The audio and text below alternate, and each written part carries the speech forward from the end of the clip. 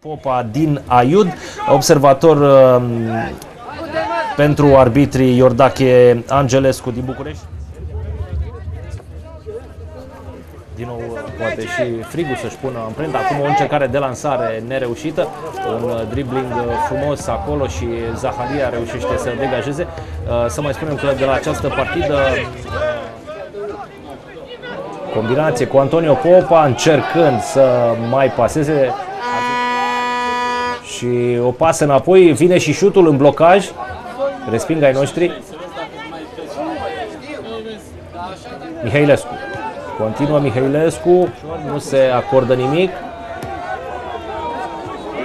A blocat bine Zaharia, jucătorul echipei gazdă, l-a văzut pe Zaharia.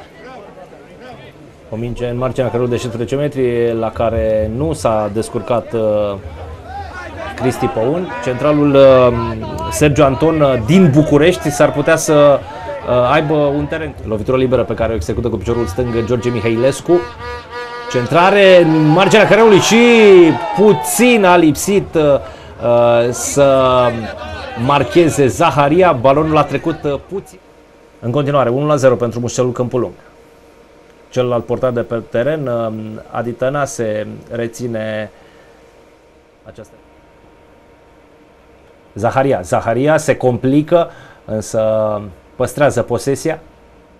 Genaru, Georgian Genaru, deposedat pentru moment. Zaharia, Mihailescu, Vaciu, Andrei, pasă spre Zaharia, dribbling frumos.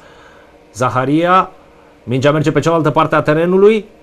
Un șut în fața porții și este 2-1 pentru Mușcelul Câmpul Lung. Marchează Simon Mazarache. 2-1.